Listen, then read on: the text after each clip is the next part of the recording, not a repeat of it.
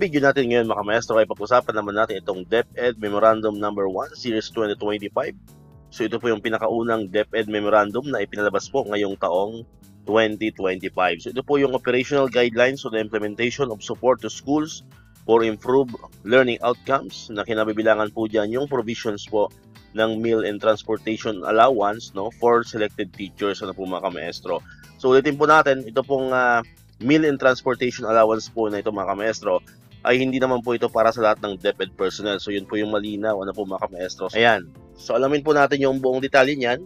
Pero hindi ko na po babasahin yung buong DepEd Memorandum kasi ang haba po niyan. Kinuha ko lamang po yung mga importanteng bahagi o importanteng parts itong DepEd Memo na ito mga maestro. Ayan. So nakalagay dyan, DepEd Memorandum number 1 Series 2025. Pinalabas po noong January 3, 2025. Operational guidelines on the implementation of support to schools for improved learning outcomes.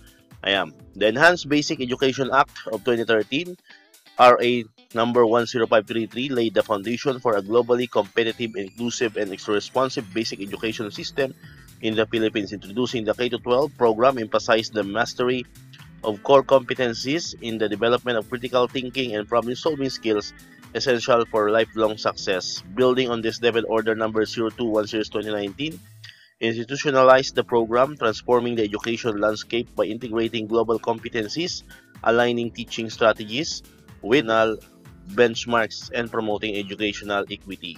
Aligned with these objectives, the Department of Education, DepEd, has actively participated in the International Large-Scale Assessments, ILSA. Ayan. So ito po mga maestro, So kailangan ay dumaan ka dito sa International Large-Scale Assessments. Ayan. Para po, isa po kayo sa maka-benefits po nitong ating DepEd Memorandum na binabasa po ngayon po mga maestro. Ayan. To measure and improve the quality of education against global standards, recommendations from various education stakeholders stressed the need for targeted interventions to address resource gaps and strengthen teacher capacity and enhance learning outcomes. To respond to these challenges and prepare for ILSA 2025 assessment cycle, DepEd issued key guidelines to institutionalize readiness strategies. Issued on December 13, 2024, operationalized the technical working group to coordinate efforts across governance levels. Complementing these, issued on December 18, 2024, introduced the school readiness audit to assess infrastructure teacher capacity and learner preparedness. Ayan. So ito po, ito po is signed ng ating Undersecretary and Chief of Staff, Attorney Fatima Leaf D. Panuntongan. Ayan. Ito po yung scope and coverage niya mga maestro. Ayan, hindi ko na po babasahin lahat ng yan. Kinuha ko lamang po dito yung mga importanteng bahagi. Ano po? Ayan.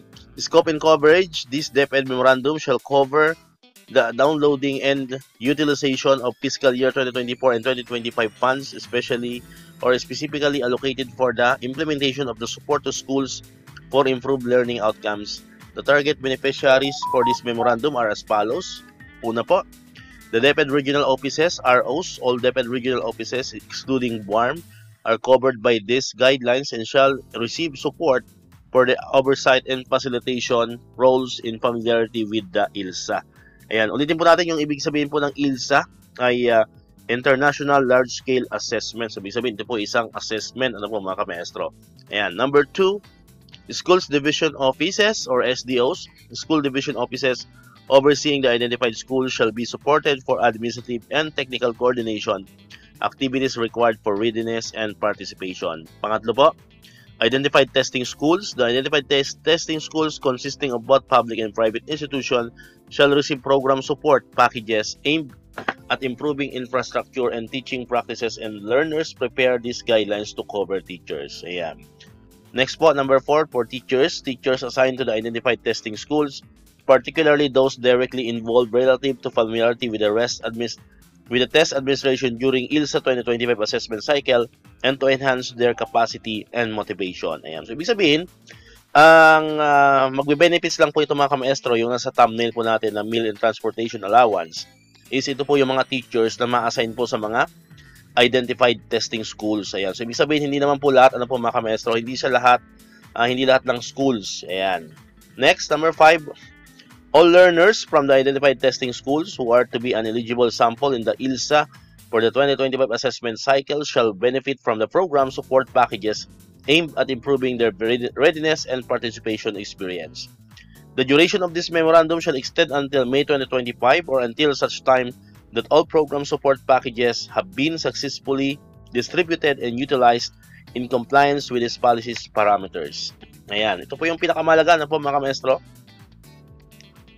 Ayan, procedures, ayan, to support for readiness activities, ayan, 6.1.1, to operationalize support for school initiatives that contribute to improve learning outcomes, the department shall adopt various financing strategies. So, syempre, napakalaga po ng financial aspect po, ano po mga kamestro. Yan. Una po, allocation of additional maintenance and other operating expenses or MOE to schools and field offices.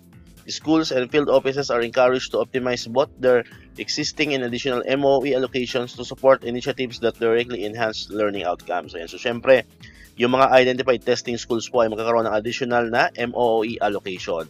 Pangalawa po, provision of program support funds. Allocate program support funds from there or from other DepEd programs that align with the reinforce these initiatives.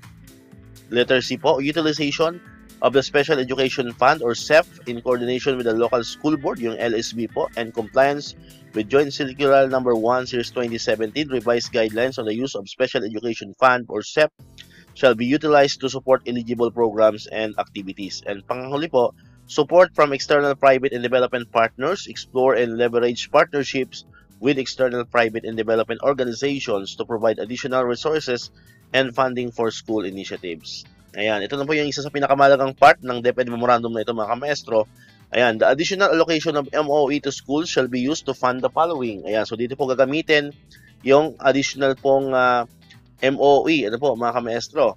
Ayan, na i-alat po doon sa mga testing schools. Ayan, una po, conduct learning sessions including the provision of meals for teachers and learners in the production of required learning materials during this session. So yan, so malinaw po mga kamaestro kung sino man po yung mga teachers and learners na magpa-participate po dito sa mga identified testing schools, ano po, for ILSA 2025 will have a meal, ano po mga kamaestro. So yung meals po na yun, hindi lamang para sa mga teachers, kasama rin po yung mga learners na magpa-participate. And kasama rin po yung budget for the production of the learning materials. Pangalawa po, letter B, provision of communication expenses for volunteer teachers not exceeding 300 pesos per month. So yon.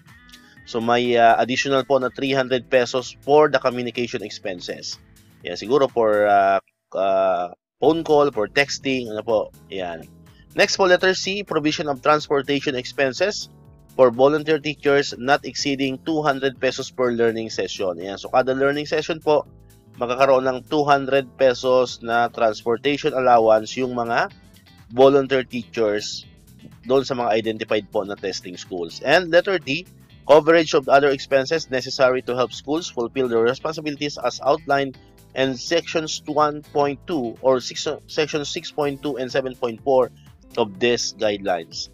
Additional funding shall also be allocated to regional schools division offices and schools to cover expenses associated with fulfilling the responsibilities and conducting activities outlined in section 6.2, 7.2, and 7.3 of this guidelines. Alright, so may mga karugtong po yan mga kamestro, no? Pero hindi na po natin sinama kasi medyo mahaba po yung DepEd Memorandum na ito mga kamestro. Ulitin po natin, ito pong meal and transportation allowance, kasama na rin po yung communication allowance po, no, na ibibigay, ay hindi po yan para sa lahat ng teachers, ano po. So ito po ay para lang po doon sa mga volunteer teachers that will participate, no, in the selected testing schools, ano po, for ILSA 2025. Alright? So dito natatapusin itong ating video ngayon mga kamestro. Kung hindi ka pa nakakapag-subscribe, click mo na ang subscribe button dyan para ikaw yung unang nakapanood ng mga videos na ina-upload natin. Katulad ito, yung mga updates pa rin about sa DepEd and other benefits ng mga teachers and government employees. And syempre, click mo na rin ang notification bell button para ma-notify ka, always updated ka pag may mga bago tayong uploaded na videos. So muli, maraming salamat sa inyong panonood at pakikinig. Once again, El Maestro, see you on my next vlog. Bye-bye!